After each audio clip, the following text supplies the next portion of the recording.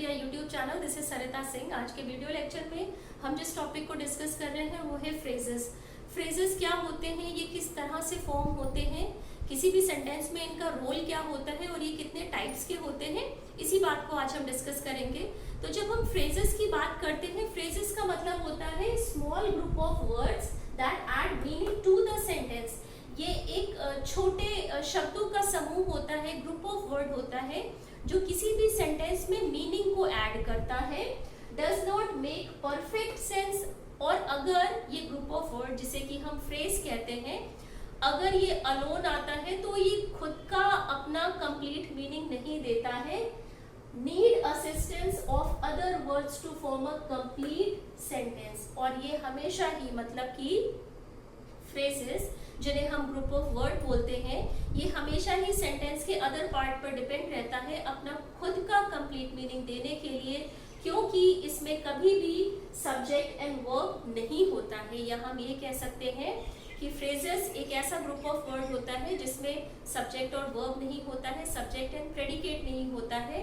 तो जब group of word में किसी सब्जेक्ट का जिक्र नहीं होगा या किसी वर्ब के बारे में बात नहीं होगी, तो अपना खुद का अलोन मीनिंग नहीं देगा, अलोन स्टैंड नहीं करेगा, हमेशा ही सेंटेंस के अदर पार्ट पर वो डिपेंड रहेगा।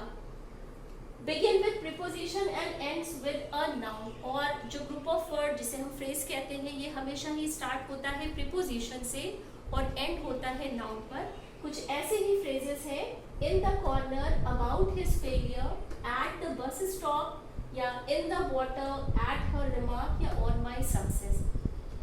ये सभी ग्रुप ऑफ वर्ड हैं। जैसे कि आप देख रहे हैं कि इन द कॉर्नर में भी इन प्रीपोजिशन है, कॉर्नर नाउन है।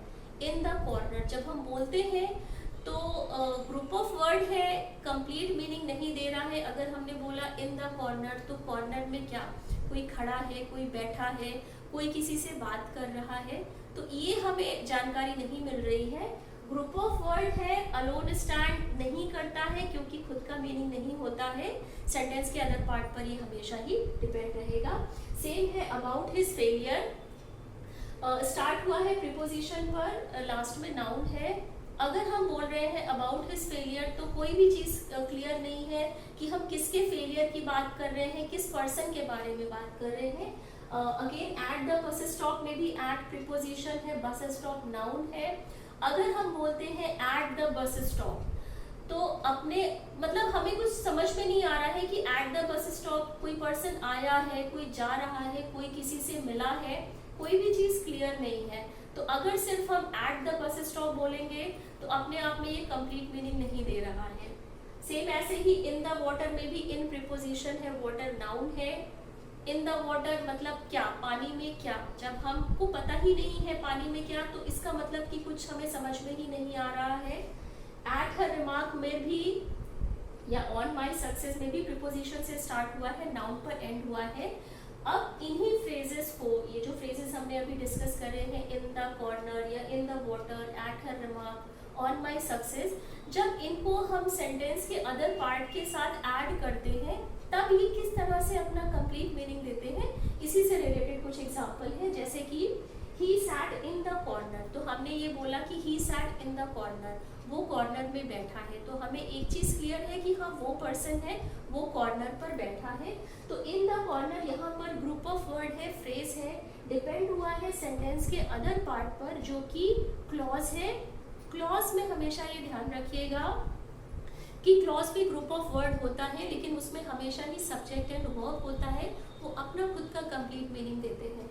अब अगर यहाँ पर हम सिर्फ ये बोले ही सैट, वो बैठा है, तो यहाँ पर सब्जेक्ट भी है, वर्ब भी है, सेंटेंस फॉर्म हो रहा है, अपना खुद का एक मीनिंग दे रहा है कि हाँ वो बैठा है।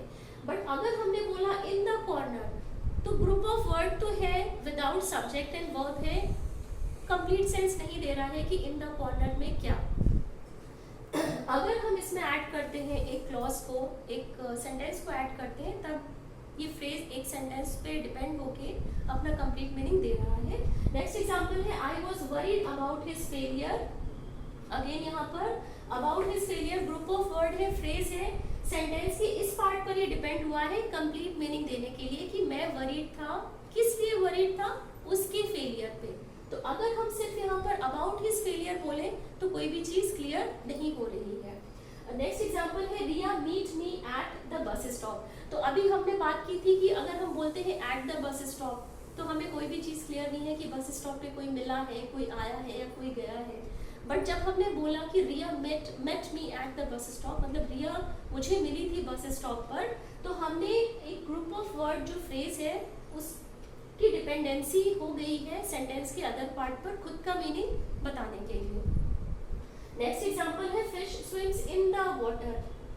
फिश तैरती है कहाँ पर? इन द वाटर में। अगर सिर्फ हम यहाँ पर बोलेंगे फिश स्विम्स, मछलियाँ तैर रही हैं, तो सेंटेंस कंप्लीट है, सब्जेक्ट भी है जो कि फिश है और वर्ब भी है। तो ये फिश स्विम्स एक तरह का कंप्लीट सेंस है जिसे हम क्लॉज बोलते हैं। क्लॉज में हमेशा ही सब्जेक्ट एंड वर्ब होती है, कंप्लीट मीनिंग देगा। लेकिन फ्रेज में कभी भी सब्जेक्ट एंड वर्ब नहीं होता है। अपने आप को प्रूफ करने के लिए, अपना कंप्लीट मीनिंग देने के लिए ये डिपेंड करेगा सेंटेंस के अदर पार्ट पर।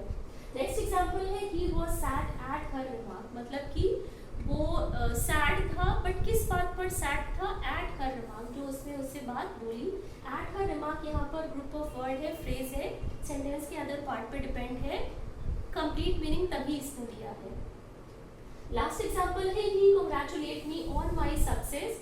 अगेन अगर हम सिर्फ बोलेंगे on my success, group of word है, फ्रेज है, लेकिन ऑन माय सक्सेस बोलने पे हमें क्लियर नहीं हो रहा है कि हम किसके सक्सेस की बात कर रहे हैं। किसी ने हमें कांग्रेचुलेशन दी है या हमने किसी को कांग्रेचुलेट करा है, कोई हमें रिमार्क मिला है, कोई कॉम्प्लीमेंट मिला है।